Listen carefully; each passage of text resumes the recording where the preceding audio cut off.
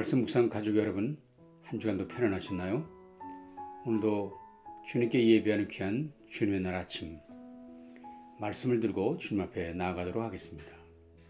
오늘 같이 묵상하실 말씀은 사무엘하 20장 16절에서 22절 말씀, 사무엘하 20장 16절에서 22절 말씀 제가 봉독하겠습니다. 그 성읍에서 지혜로운 여인 한 사람이 외쳐 이르되 들을지어다 들을지어다 청하건대 너희는 요압에게 이르기를 이리로 가까이 오라 내가 네게 말하려 하노라 한다 하라.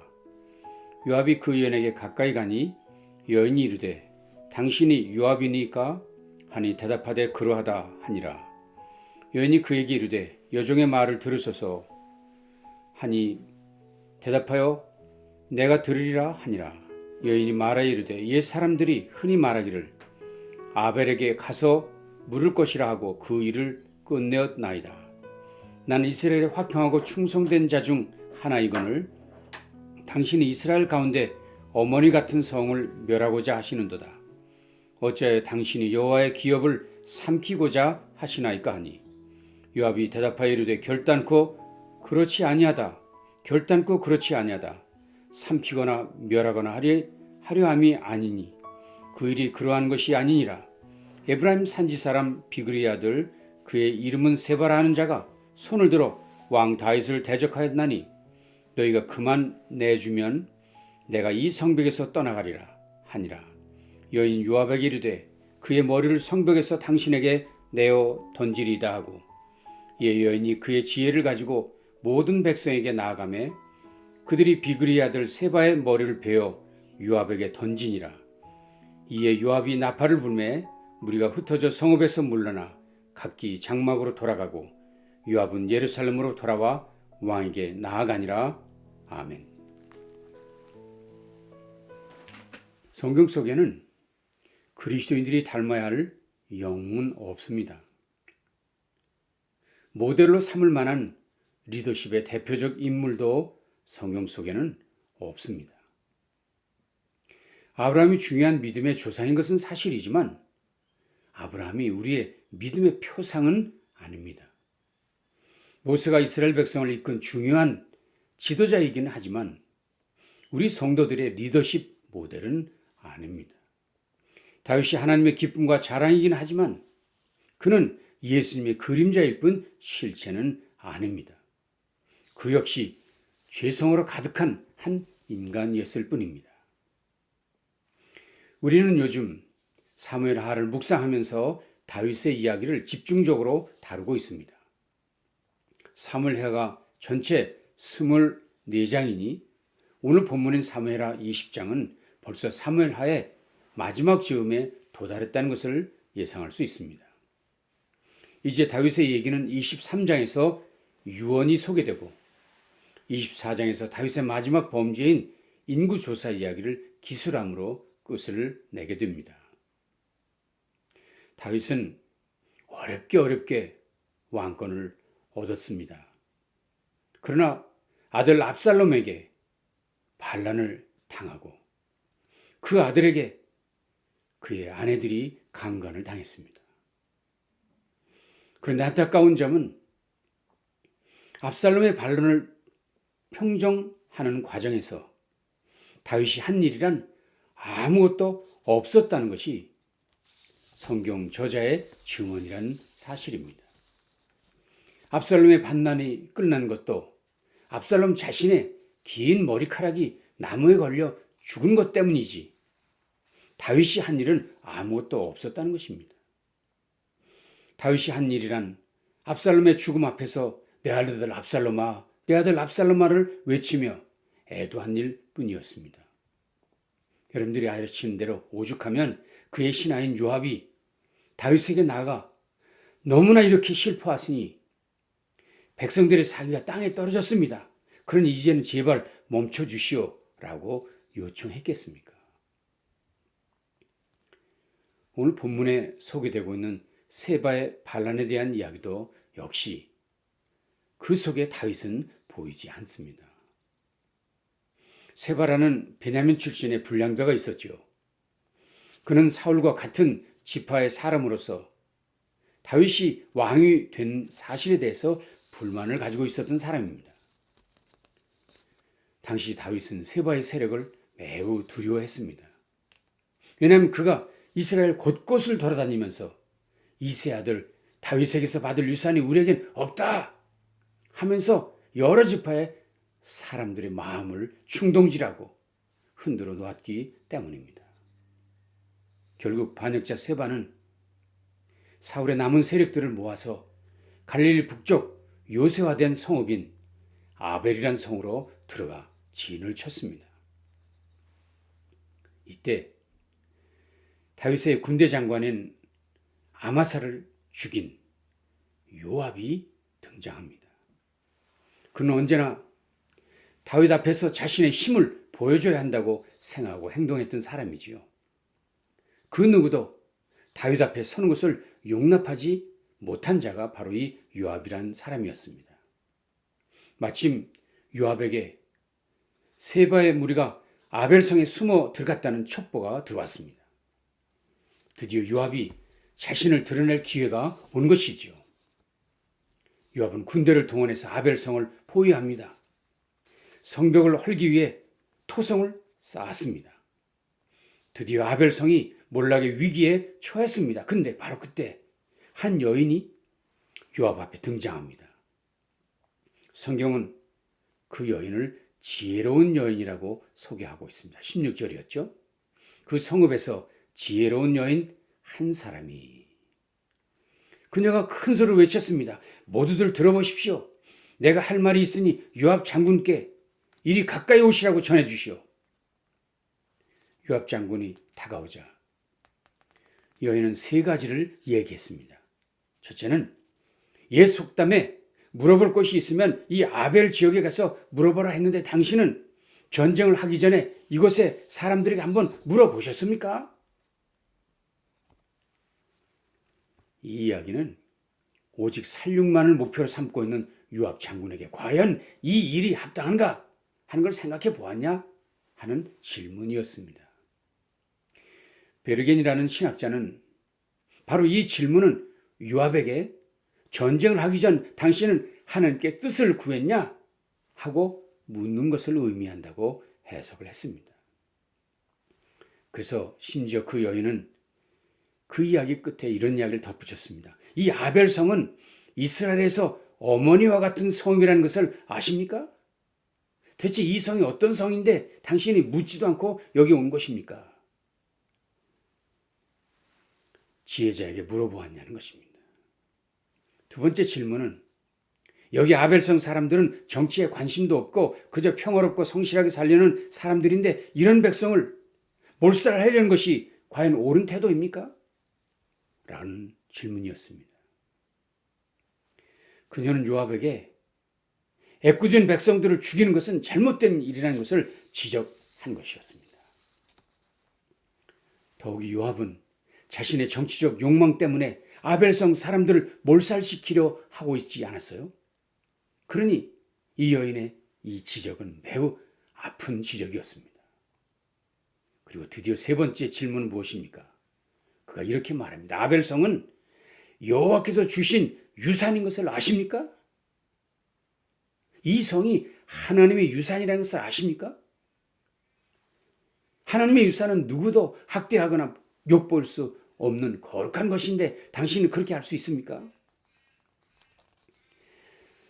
오늘 본문에서 직접 언급하고 있지는 않지만 이 여인은 요압이 하나님의 법을 잘 이행하지 않고 있다는 것을 암시해주고 있었습니다. 왜냐하면 성경은 이렇게 말하고 있기 때문입니다. 신명기 20장이었죠. 모세가 여호수아에게 부탁한 말씀이었습니다. 내가 어떤 성읍으로 나아가서 치료할 때에는 그 성읍에 먼저 화평을 선언하라. 그 성읍이 만일 화평하기로 회답하고 너를 향하여 성문을 열거든 그 모든 주민들에게 내게 조공을 바치고 너를 섬기게 할 것이요. 무슨 말씀입니까? 이스라엘 백성들이 이방을 공격할 때 함부로 하지 말고 먼저 화평을 전해라. 만일 그래도 말을 안 들으면 그때 전쟁을 해라. 이런 명령을 벌써 여호수아에게 주셨거든요. 그렇다면 이방을 공격할 때도 먼저 화평을 선언하라고 하셨는데 지금 아벨성은 이스라엘 한 지파의 성읍인데 그 정도의 성경도 모르고 함부로 달려드는 것이 맞느냐고 지금 호통치고 있는 것입니다. 저는 말씀을 묵상하면서 이 여인이 했던 이야기 중에 가장 제 마음에 크게 와서 닿았던 말씀이 바로 그 부분이었습니다. 당신이 이스라엘 가운데 어머니 같은 성을 멸하시고자 하는도다. 어찌하여 당신이 여호와의 기업을 삼키고자 하시나이까. 이야기를 듣던 요압이 당황해서 항변합니다. 정말로 나를 정말 오해하고 있습니다. 나는 누구를 해치거나 무엇을 부수려고 온 것이 아닙니다.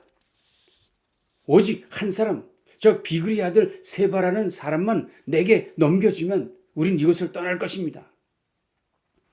요압은 성을 멸하는 것이 목표가 아니라 세바만 죽이면 된다고 말을 하는 것이죠. 그 여인이 말합니다. 그래요? 좋습니다. 성벽에서 우리가 그의 머리를 당신께 던지겠으니 기다리십시오. 그리고 여인은 성 안의 사람들에게 들어가서 자신의 전략을 설명했습니다. 사람들은 그녀의 말에 동의하고 드디어 세바의 목을 베어서 요압에게 던졌습니다. 그리고 세바의 반란은 끝을 내게 된다는 것이 오늘 본문의 내용입니다.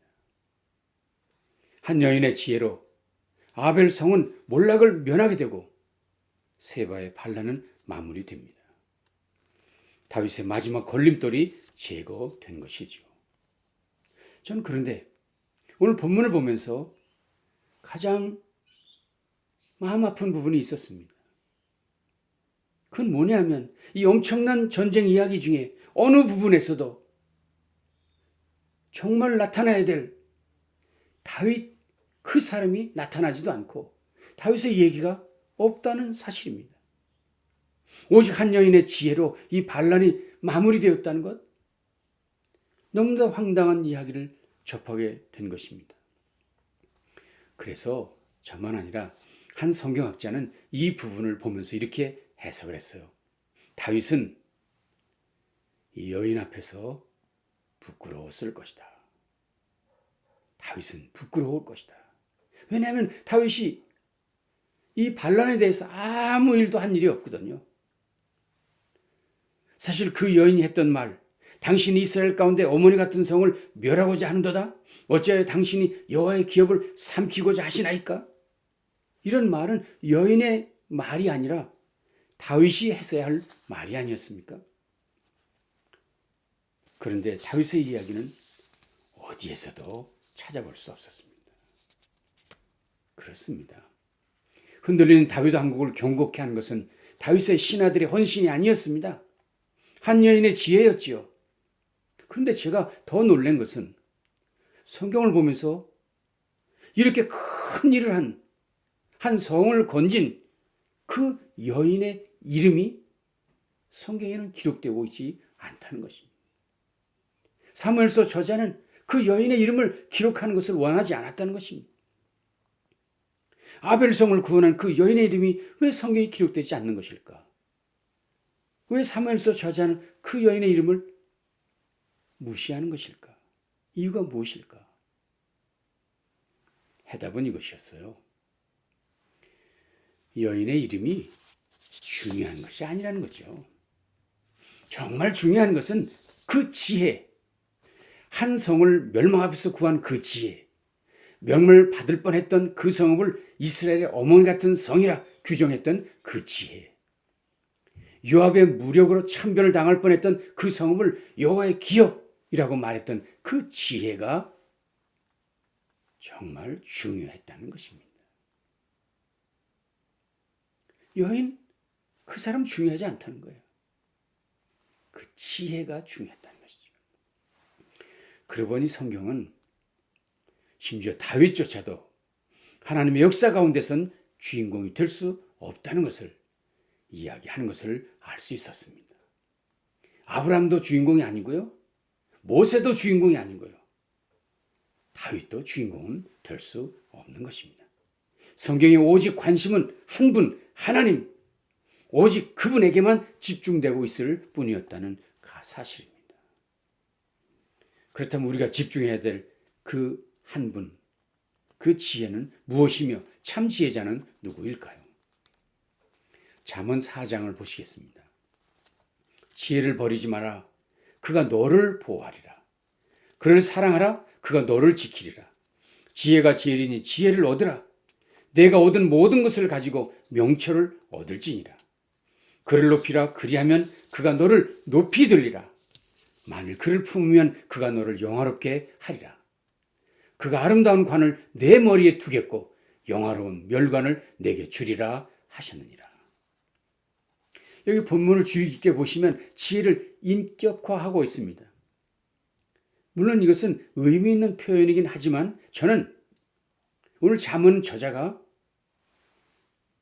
지혜는 단순한 삶의 지혜를 말하는 것이 아니라 인격체인 것을 강조하기 위해서 바로 의인화하고 있다고 저는 확신하게 되었습니다. 그래서 보십시오. 잠언 8장에 보면 이렇게 말씀합니다. 나 지혜는 명철로 주소를 삼으며 지식과 근신을 찾아온나니 내게는 계략과 참지식이 있으며 나는 명철이라. 내게 능력이 있으므로 나로 말미암아 왕들이 치리하며 방백들이 공의를 세우며 나로 말미암아 재상과 존귀한 자 곧 모든 의로운 재판관들이 다스리니라. 나를 사랑하는 자들이 나의 사랑을 입으며 나를 간절히 찾는 자가 나를 만날 것이니라. 여기서 말하는 나는 누구를 말하겠습니까? 머리 좋은 IQ를 말하는 겁니까? 아니죠. 여기서 말하는 지혜, 또 지혜를 사랑하는 자가 되라는 이 말은 결국 인격체를 가지신 어떤 분을 말하는데 그분이 누구입니까? 바로 예수 그리스도, 구원의 주님이신 것이죠. 오직 그분만이 우리의 삶을 책임져 주시는 것을 믿습니다. 그 참 지혜는 오직 하나님에게서 오는 것을 우리는 확실히 믿습니다. 그래서 잠언은 이렇게 말했죠. 대저 여호와는 지혜를 주시며 지식과 명철을 그 입에서 내심이요. 잠언 9장은 이렇게 말했습니다. 여호와를 경외하는 것이 지혜의 근본이요 거룩하신 자를 아는 것이 명철이니라. 그렇습니다. 하나님의 나라는 지혜가 힘보다 낫습니다. 우매하게 다스리는 자의 호령보다 지혜가 낫습니다. 사랑하는 교회 여러분, 지혜의 주인이신 예수님을 사모하십시오. 참 지혜자이신 주님께 간구하십시오. 삶이 곤경 중에 있을 때 더욱 그분께 구하십시오. 지혜의 근원이신 그분께 나아가야 합니다. 세상에서 이름이 드러나지 못하더라도 지혜와 함께할 때 승리하게 될 줄로 믿습니다. 우리의 삶을 건져내시고 우리의 삶을 새롭게 하시며 의미 있게 하시는 참 지혜자이신 예수 그리스도, 오늘도 그분 앞에 우리의 삶을 온전히 드리기로 결심하고 그분께로 달려가는 저와 여러분 모두 되실 수 있기를 간절히 바랍니다. 지혜의 근원 되시며 참 지혜자 되신 그분을 모시고 승리하시는 우리 모든 성도들 다 되실 수 있기를 주님의 이름으로 축원합니다. 하나님 감사합니다. 오늘도 우리가 의지해야 할 것은, 오늘도 우리가 바라보아야 할 것은 사람이 아니라 참 지혜자 되신 예수 그리스도이심을 다시 한번 깨닫게 해주시고 그분만을 높이며 그분만을 의지하는 결단을 마음에 주신 것 참으로 감사합니다. 우리 모든 성도들이 오늘도 그분을 향해서 힘껏 달려가게 하시고 그분만 의지하여 삶이 새로워지고 승리의 삶을 누리는 복된 삶을 살게 해 주시옵소서. 예수님 존귀하신 이름으로 간절히 축복하며 기도합니다. 아멘. 남은 날도 주님과 함께 승리하시기 바랍니다. 감사합니다.